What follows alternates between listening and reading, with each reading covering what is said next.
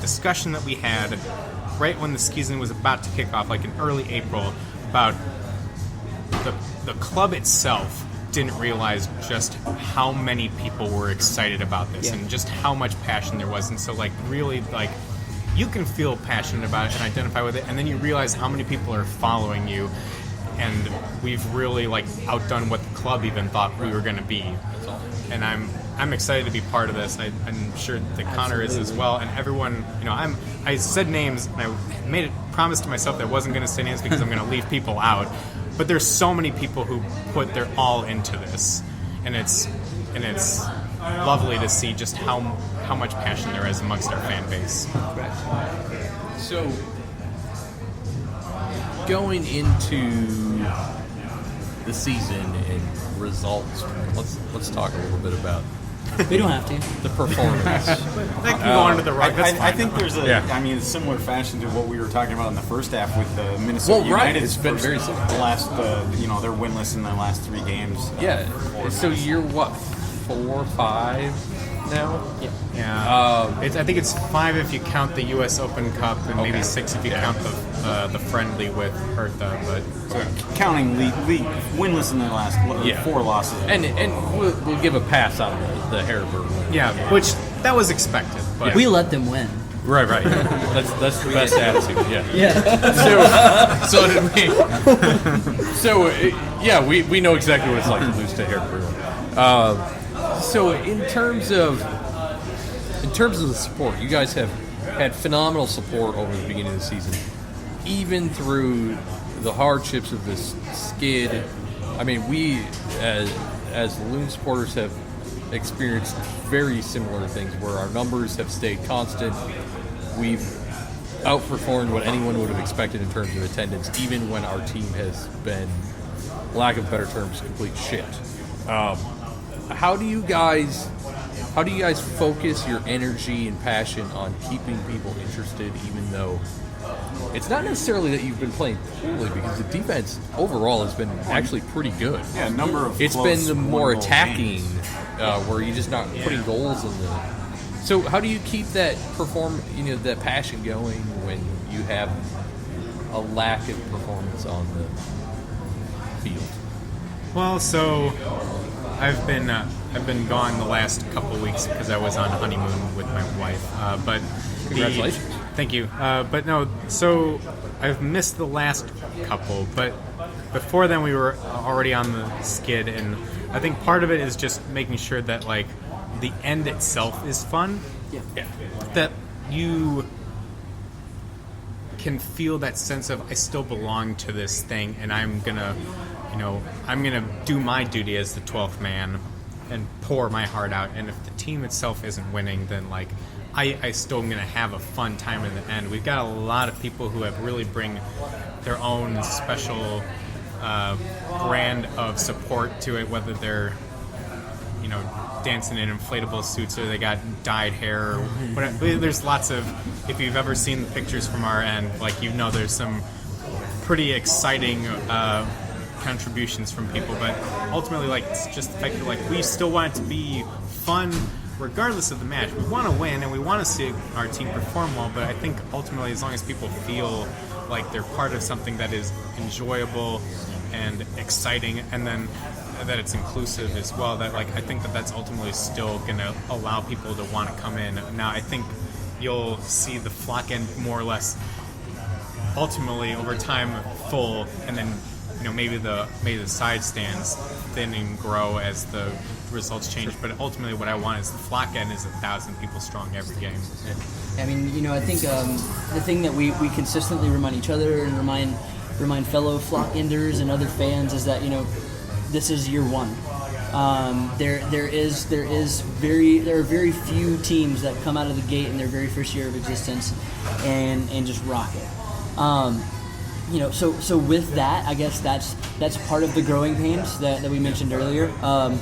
But the point still stands that we are from Madison, that we live in Madison, that this is our city. We don't have a plan B. We don't have another club, nor do we want another club. Right. So the support can't waver. no more than we can say we don't live, work, and breathe in Madison. You know, this is our club. You know, I've seen it said before. You know, okay, a child asking their dad or their parent or whoever, why do we support insert club name here? And the simplest answer is because we're from there. Right. You know, we are Madisonians, and Forward Madison is our club. Sure. And so we support from start to finish. You know, we say it all the time over at Forward Union. You know, through thick and thin, we keep the faith. It's as simple as that. So, take your supporters' hats off and critique the club in terms of performance over the last, whole season, whole half season, whatever, roughly, or past few games. All right, I'll go first if that's all right. Yeah, go ahead. I've admittedly seen less of the action than I would have otherwise liked to, just because I got my back to the field for a good portion of the game, leading the section. But from what I've seen, I don't think that we've played terribly. We go through really rough patches where like something's not clicking, whether it's because midfield's not transferring it up or we just can't get it out of the back, and then we end up conceding a silly goal that we probably could have avoided. And then you're 1-0 down or 2-0 down, like we were against St. Louis, for instance, and then you got to fight back. And it's not. I've looked at the stats. We've had way better opportunities as far as shots on goal and shots overall, and they're just not converting. So I don't know if that's because they're not of sufficient quality. Like, I don't know what the expected goals on those shots have been. Right. But or if it's because maybe there's just a spark that's missing in the midfield, or I know there's been like debate about how well Toya's been playing, for instance.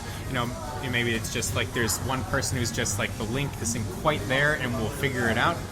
But I have to feel, based on what we're seeing, that like this is a crummy patch. I mentioned that I'm originally from Chicago area, and I remember in their first season, I think they won the first 2 matches, and I want to say they went on a 5-game slide and didn't win. But then they went on 2 really long winning streaks for the whole rest of the season. They ended up finishing second behind the Galaxy and ultimately went on and won the championship. We're only 5 points out of 4th place, I want to say, which is a playoff spot. Yeah. So it's not like, we've been awful and we're very firmly like the basement. We're in the basement right now, but it doesn't mean that we're going to stay there. Right. I think that there has to be a point where, I don't know who comes into the team or who just has a good day at the office that week, but something's going to snap for us. And I have to feel, based on what we saw in the cup run and in the previous league matches against Toronto, for instance, that like something's going to click in and we're going to have a solid team on our hands. Yeah, we know how you feel. Yeah, I was going to say it sounds like you guys have just been kicking around, kicking around 6th place all season. So. It's It does put a little more importance on a game like tonight against FC Tucson, though. I mean, you want to take those 3 points. I mean, as we stand here, I think, FC Tucson's in the last playoff spot. Yeah. But 3 points is going to go a long way because there's a bottleneck. Just looking at the USL, League One standings. I mean, there's a lot of teams sitting on 12 points. Well, guess where Forward Madison Mingos could be after tonight, sitting on 12 points. So right on their heel. Yeah, it's a big game. Yep. You're not out of it. There's still plenty of season left. So definitely, there's no reason not to be excited walking into Bree Stevens tonight. That's for sure. Yeah. So do you have anything to add, Connor? No, I mean I would agree with everything Ian said. There's just that disconnect in finishing. Statistically, looking at it on paper, we are not a bad team. Right. It just we found ourselves playing catch up one too many times without the ability to finish. And so like Ian said, one day somebody may have a really good day at the office at Bree Stevens or away and really make it click and let the floodgates open with some goals. That's the hope. That's the big disconnect. Because JC's been knocking. He had that really awesome shot that won the opposing goalkeeper won him save of the week as best I'm aware, and then he had that bicycle last week. It's like that's unfortunate, but it's like he's knocking. someone's gonna have that day where like either it's him and it just goes in that day, and then the whole team feeds off it. Something's gonna go right for us. And I'm not saying that as a supporter. It's just like you look at what's going on, and you have to think that this team is better than 10th place in the league. I'd say my strongest critique is just finding a way to finish. You know, our front line has a really, really good way of creating chances, pushing all the way up, and taking a shot that is, they just can't quite get enough on it, or they just go wide. It's just not, it's chances. We just haven't found a way to create a quality chance as much as we would like. Let's be optimistic for a moment. I got to bring this up.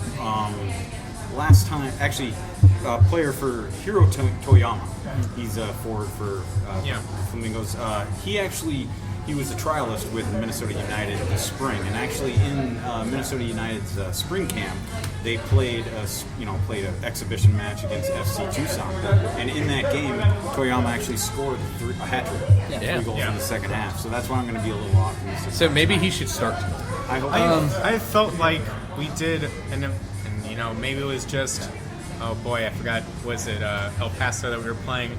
Maybe it was just a really bad day for them at the office. But like Hiro, Paulo, and Don, I thought was a really solid front three that just had creativity buzzing about them. And I think that like if we went with that tonight, maybe that's the key. Just give it enough time for that three to gel.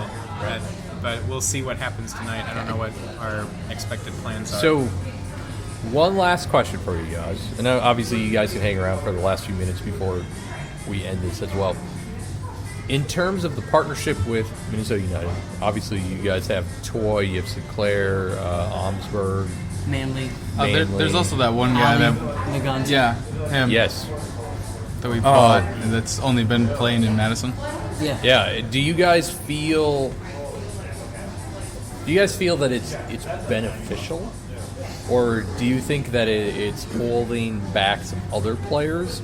Now, I know I listened to Let Me Be Forward, and Baxter was talking to, I want to say it was your gaffer, and he mentioned that it's been good, but now that the players have been gone for the last month, he wishes that they were there. Now, you mentioned, Ian, that Toy has been a little bit disconnected, maybe. Yeah. I mean, do you feel like it's been beneficial? Do you like the fact that they're there?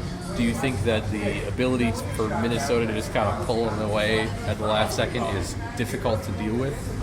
I don't think it's.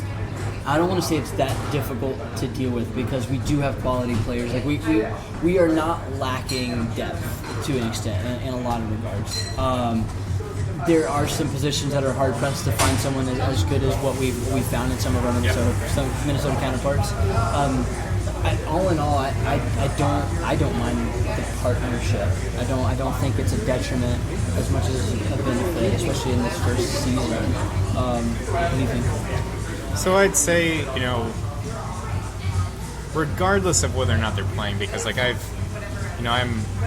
a little fanboyed over like Carl Schneider, and I think he's done pretty well. I mean, there's been good and bad moments, but like, that's a position you gotta fight Carter Manley for. Sure. Yeah. Whether or not Carl or Carter is the one who's playing that position, having the quality off of Minnesota United means that like, okay, people really got to put their best foot forward to say I'm the one who should be on that field, and I think that brings a certain degree of just extra motivation. Right.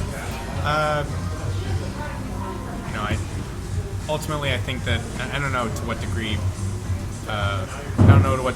Coach Shore thinks about like, okay, I should play these people because they're on loan or not.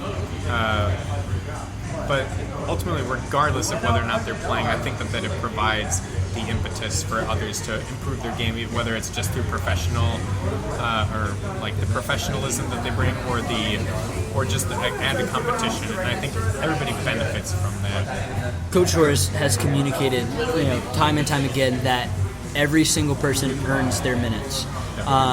No favoritism is given based on where they're from or who they are.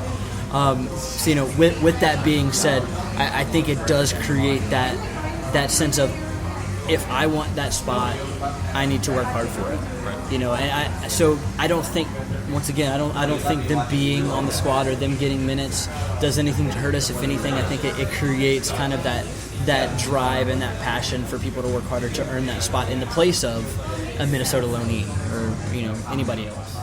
I'd like to make a point. Like, I understand why we brought him back, being the Open Cup.